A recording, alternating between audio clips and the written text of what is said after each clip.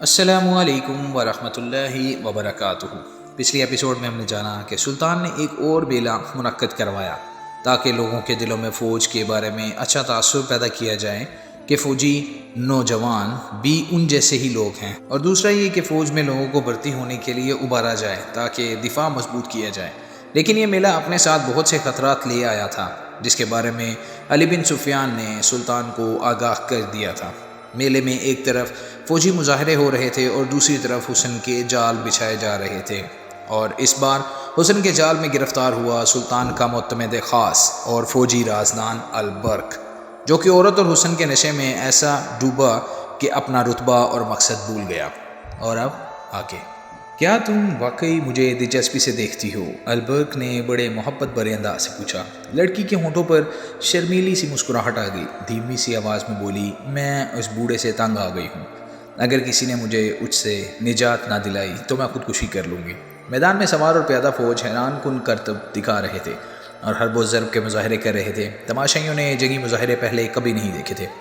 انہوں نے صرف سوڈانی فوج دیکھی تھی جو خزانے کے لیے سفید ہاتھی بنی ہوئی تھی۔ اس کے کماندار بادشاہوں کی طرح باہر نکلتے، ان کے ساتھ اگر فوج کا دستہ ہوتا تو دیہات کے لیے مصیبت بن جاتے، مویشی تک کھول کر لے جاتے، کسی کے پاس اچھی نسل کا اونٹ گھوڑا دیکھتے تو زبردستی لے جاتے۔ لوگوں کے دل میں یہ بات بیٹھ گئی تھی کہ فوج رایا پر ظلم و تشدد کرنے کے لیے رکھی جاتی ہے، لیکن سلطان کی فوج بہت مختلف تھی۔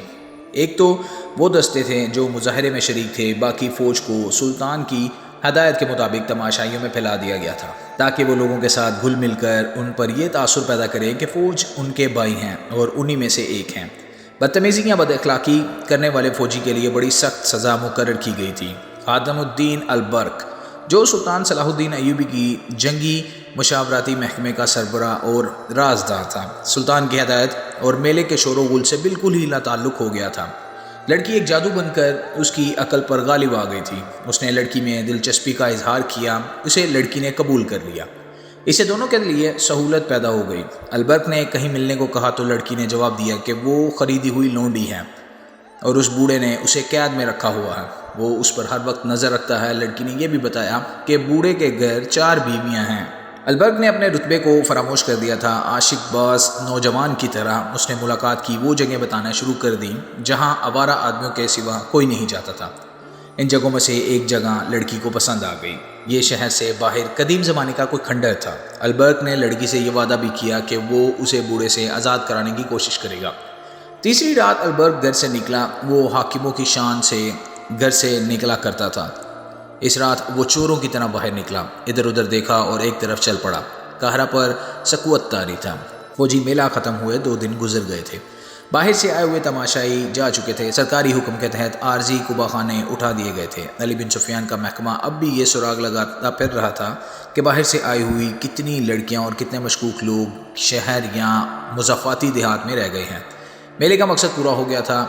2 ہی دن میں 4000 جوان فوج میں بھرتی ہو گئے تھے اور مزید بھرتیوں کی توقع تھی۔ البرک شہر سے نکل گیا اور اس نے اس کھنڈر کا رخ کیا جہاں لڑکی کو آنا تھا۔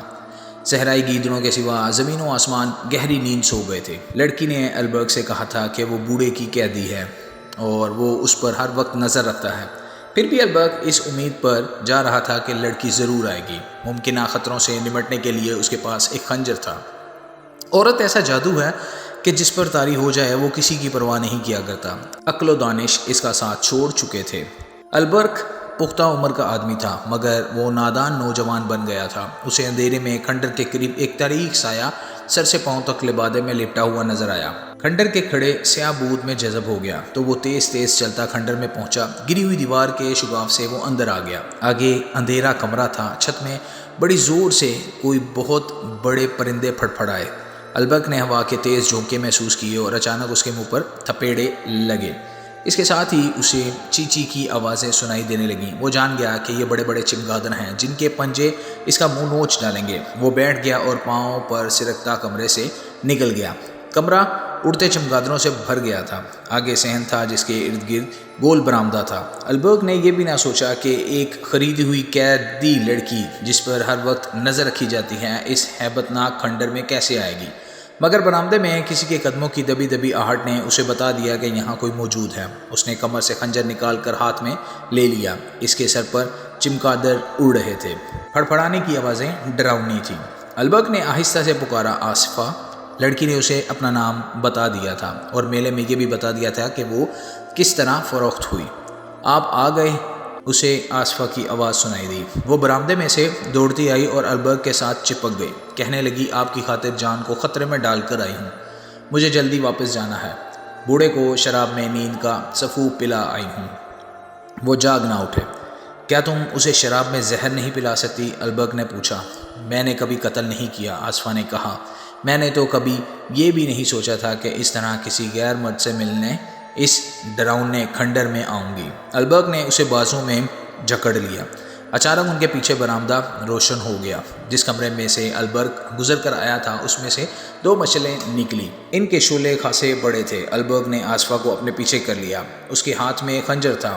کیا یہ کھنڈر میں رہنے والی بدروحیں تھیں یا لڑکی کے تعاقب میں اس کا خاوند آ گیا تھا؟ البرق ابھی سوچ ہی رہا تھا، ایک آواز گرجی، دونوں کو قتل کر دو۔ مشعلیں قریب آئیں تو ان کے ناچتے شعلوں میں البرق اور آصفہ کو 4 آدمی نظر آئے۔ ایک کے ہاتھ میں برچھی اور 3 کے پاس تلواریں تھیں۔ انہوں نے مشعلیں زمین میں گاڑ دیں۔ کھنڈر کا صحن روشن ہو گیا تھا۔ چاروں آدمی البرق کے گرد بھوکے بھیڑیوں کی طرح آہستہ آہستہ چکر میں چلنے لگے۔ آصفہ اس کے پیچھے تھی۔ برآمدے میں سے ایک اور آواز آئی، مل گئے، زندہ نہ چھوڑنا۔ یہ لڑکی کے بوڑھے خاوند کی آواز تھی۔ آصفہ البرق کے عقب سے آگے آئی۔ اس نے حقارت اور غصے سے بوڑھے سے کہا، آگے آؤ اور مجھے قتل کر دو، میں تم پر لعنت بیچتی ہوں۔ میں اپنی مرضی سے یہاں آئی ہوں۔ چاروں مسلح آدمی ان کے گرد کھڑے تھے۔ برچھی والے نے برچھی آہستہ آہستہ آصفہ کی طرف کی اور اس کی نوک اس کے پہلو سے لگا کر کہا، مرنے سے پہلے برچھی کی نوک دیکھ لو، لیکن تم سے پہلے یہ شخص تڑپ تڑپ کر تمہارے سامنے مرے گا جس کی خاطر تم یہاں آئی ہو۔ آصفہ نے جھپٹا مار کر برچھی پکڑ لی اور جھٹکا دے کر برچھی چھین لی۔ آصفہ البرق سے الگ ہو گئی اور للکار کر کہا، آؤ آگے آؤ، میں دیکھتی ہوں کہ تم مجھ سے پہلے اس آدمی کو کس طرح قتل کرتے ہو۔ البرق خنجر آگے کیے اس کے سامنے آ گیا۔ لڑکی نے برچھی سے اس پر وار کیا جس سے اس نے برچھی چھینی تھی۔ وہ آدمی پیچھے کو بھاگا۔ اس کے ساتھیوں نے البرق پر حملہ کرنے کی بجائے صرف پینترے بدلے۔ وہ البرق کو آسانی سے قتل کر سکتے تھے مگر وہ بڑھ کر حملہ نہیں کر رہے تھے۔ آصفہ کی للکار گرج رہی تھی۔ وہ بڑھ کر وار کرتی تھی مگر وار خالی جاتا تھا۔ البرق نے ایک آدمی پر خنجر سے حملہ کیا تو وہ آدمی اس کے پیچھے آئے۔ آصفہ ایک ہی جست میں اس کے پیچھے ہو گئی۔ اس کے ہاتھ میں لمبی برچھی تھی جو تلوار کا مقابلہ کر سکتی تھی۔ خنجر تلوار کے مقابلے میں کچھ بھی نہیں تھا۔ بوڑھا ایک طرف کھڑا اپنے آدمیوں کو للکار رہا تھا۔ تھوڑی سی دیر انہوں نے البرق اور آصفہ پر حملہ کیے۔ آصفہ ان پر ٹوٹ ٹوٹ پڑتی تھی۔ البرق وار بچاتا تھا اور خنجر سے وار کرنے کی کوشش کرتا تھا، مگر عجیب امر یہ تھا کہ لڑکی کے حملوں کے باوجود کوئی زخمی نہیں ہوا۔ بوڑھے کے آدمیوں نے بھی تیز زنی کے جوہر دکھائے مگر البرق اور آصفہ کو خراش تک نہ آئی۔ اتنے میں بوڑھے نے کہا، رک جاؤ، اور لڑائی بند ہو گئی۔ میں ایسی بے وفا لڑکی کو گھر میں نہیں رکھنا چاہتا۔ بوڑھے نے کہا، مجھے معلوم نہیں تھا کہ یہ اتنی دلیر اور بہادر ہے۔ اگر اسے میں زبردستی لے بھی گیا تو یہ مجھے قتل کر دے گی۔ میں تمہیں اس کی پوری قیمت دوں گا۔ البرق نے کہا، کہو تم نے اسے کتنے میں خریدا تھا؟ بوڑھا ہاتھ بڑھا کر آگے بڑھا اور البرق سے ہاتھ ملا کر بولا، میرے پاس دولت کی کمی نہیں ہے، میں یہ لڑکی تمہیں بخشش دیتا ہوں۔ اسے تمہارے ساتھ اتنی محبت ہے کہ تمہاری خاطر اتنے سارے آدمیوں کے مقابلے میں آ گئی ہے۔ میں اسے اس لیے بھی تمہارے حوالے کرتا ہوں کہ یہ جنگجو نسل کی لڑکی ہے۔ میں تاجر اور سوداگر ہوں، یہ کسی تم جیسے جنگجو کے گھر میں اچھی لگے گی۔ تیسری وجہ یہ ہے کہ تم سلطان صلاح الدین ایوبی کی حکومت کے حاکم ہو۔ میں سلطان کا وفادار اور مرید ہوں۔ میں تمہیں ناراض نہیں کرنا چاہتا۔ جاؤ، میں نے اسے طلاق دی اور اسے تم پر حلال کر دیا۔ چلو دوست، انہیں اکیلا چھوڑ دو۔ وہ مشعلیں اٹھا کر چلے گئے۔ البرق کی حیرت کی انتہا یہ تھی کہ اس کے پاؤں تلے زمین ہلنے لگی۔ اسے یقین نہیں آ رہا تھا کہ وہ اسے بوڑھے کا فریب سمجھ رہا تھا۔ اسے یہ خطرہ نظر آ رہا تھا کہ یہ لوگ راستے میں گھات لگا کر ان دونوں کو قتل کریں گے۔ آصفہ کے ہاتھ میں برچھی تھی، وہ البرق نے لے لی اور کچھ دیر بعد کھنڈر سے نکلے۔ وہ دائیں بائیں اور پیچھے دیکھتے تیز تیز چلنے لگے۔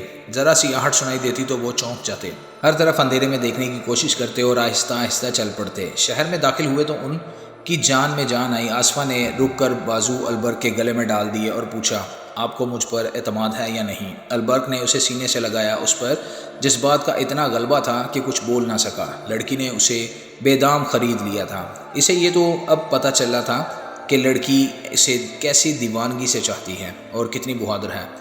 دراصل وہ لڑکی کے حسن پر مر مٹا تھا، اس کی بیوی اس کی ہم عمر تھی۔ آصفہ کو دیکھ کر اس نے محسوس کیا کہ وہ بیوی اس کے کام کی نہیں رہی۔ اس دور میں جب عورت فروخت ہوتی تھی، گھر میں بیوی کو کوئی حیثیت حاصل نہیں تھی۔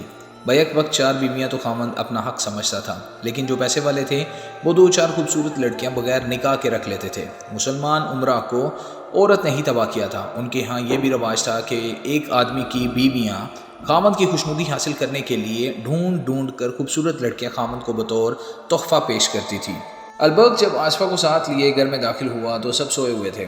صبح اس کی بیوی نے اپنے خامند کے پلنگ پر اتنی حسین لڑکی دیکھی تو اسے ذرا بھر محسوس نہ ہوا کہ اس کا سہاگ اجڑ گیا ہے، بلکہ وہ خوش ہوئی کہ اس کے اتنے اچھے خامند کو اتنی خوبصورت لڑکی مل گئی ہے۔ اس کے آ جانے سے وہ کچھ فرائی سے سبکدوش ہو گئی تھی۔ البرق کی حیثیت ایسی تھی کہ وہ ایک ایسی بیوی یا وحشہ رکھ سکتا تھا۔ صلاح الدین ایوبی مسلمان کو عورت سے اور عورت کو مسلمان سے آزاد کرنا چاہتا تھا۔ وہ ایک خامند ایک بیوی کا حکم نافذ کرنا چاہتا تھا، مگر ابھی وہ ہر اس امیر اور وزیر کو دشمن بنانے سے ڈرتا تھا جس نے کئی لڑکیوں کو گھر میں رکھا ہوا تھا۔ عورت کے خریدار یہی لوگ تھے، انہی کی دولت سے عورت کھلی منڈی میں نیلام ہوتی تھی، اغوا کی وارداتیں ہوتی تھیں، قتل اور خون خرابے ہوتے تھے، اور عمرہ اور حاکموں کی زن پرستی کا ہی نتیجہ تھا کہ عیسائیوں اور یہودیوں نے لڑکیوں کی وسعت سے سلطنت اسلامیہ کی جڑوں میں زہر بھر دیا تھا۔ اس کے علاوہ سلطان ایوبی کو یہ احساس بھی پریشان کیے رکھتا تھا کہ یہی عورت مردوں کے دوش بدوش کفار کے خلاف لڑا کرتی تھی، مگر اب یہ عورت جو جہاد میں مرد کے لیے عادی قوت تھی، مرد کی تفریح اور عیاشی کا ذریعہ بن گئی ہے۔ اس سے صرف یہ نہیں ہوا کہ قوم کی آدھی جنگی قوت ختم ہو گئی، بلکہ عورت ایک ایسا نشہ بن گئی تھی جس نے قوم کی مردانگی کو بیکار کر دیا تھا۔ سلطان ایوبی عورت کی عظمت بحال کرنا چاہتا تھا۔ اس نے ایک منصوبہ تیار کر رکھا تھا جس کے تحت وہ غیر شادی شدہ لڑکیوں کو باقاعدہ فوج میں بھرتی کرنا چاہتا تھا۔ اس کے تحت حرم بھی خالی کرنے تھے، مگر ایسے احکام وہ اسی صورت میں نافذ کر سکتا تھا کہ سلطنت کی خلافت یا امارت اس کے ہاتھ آ جائے۔ یہ مہم بڑی دشوار تھی۔ اس کے دشمنوں میں اپنوں کی تعداد زیادہ تھی اور وہ جانتا تھا کہ قوم میں ایمان فروشوں کی تعداد بڑھتی جا رہی ہے۔ اسے یہ معلوم نہیں ہوا تھا کہ ایک معتمد خاص اور حکومت کے رازوں کا رکھوالا خادم الدین البرق بھی ایک نوجوان حسینہ کو گھر لے آیا ہے، اور یہ لڑکی اس کے اعصاب پر ایسی بری طرح چھا گئی ہے کہ وہ اب فرائض سلطنت سے بے پرواہ ہو سکتا ہے۔ فوجی میلے میں مصر کے لوگ سلطان ایوبی کی فوجی طاقت سے مرعوب نہیں ہوئے، بلکہ اسے اسلامی اور مصری فوج سمجھ کر اس سے متاثر ہوئے تھے۔ سلطان ایوبی تقریریں کرنے والا حاکم نہیں تھا، لیکن اس دن اتنے بڑے اجتماع سے اس نے خطاب کرنا ضروری سمجھا۔ اس نے کہا کہ یہ فوج قوم کی عصمت کی محافظ ہے اور اسلام کی پاسبان ہے۔ اس نے صلیبیوں کے عزائم تفصیل سے بیان کیے اور مصریوں کو بتایا کہ عرب میں مسلمان عمرہ اور حاکموں کی تعیش پرستی کی وجہ سے صلیبیوں نے وہاں مسلمانوں کا جینا حرام کر رکھا ہے۔ وہ قافلوں کو لوٹ لیتے ہیں، مسلمان لڑکیوں کو اغوا کر کے بے آبرو کرتے، پھر انہیں بیچ ڈالتے ہیں۔ سلطان ایوبی نے لوگوں کو قومی جذبے سے آگاہ کر کے انہیں کہا کہ وہ فوج میں بھرتی ہو کر اپنی بیٹیوں کی عصمت اور اسلام کی عظمت کی پاسبانی کریں۔ سلطان کی تقریروں میں جوش تھا اور ایسے تاثر تھا کہ تماشائیوں کے دلوں میں ہلچل مچ گئی، اور اسی روز جوان آدمی فوج میں بھرتی ہونے لگے۔ 10 روز تک بھرتی ہونے والوں کی تعداد 6000 ہو گئی تھی۔ اس میں کم و بیش 1500 جوان اپنے اونٹ ساتھ لائے اور 1000 کے قریب گھوڑوں اور خچروں سمیت آئے تھے۔ سلطان نے انہیں جانوروں کا معاوضہ فوری طور پر ادا کیا اور فوج نے ان کی ٹریننگ شروع کر دی۔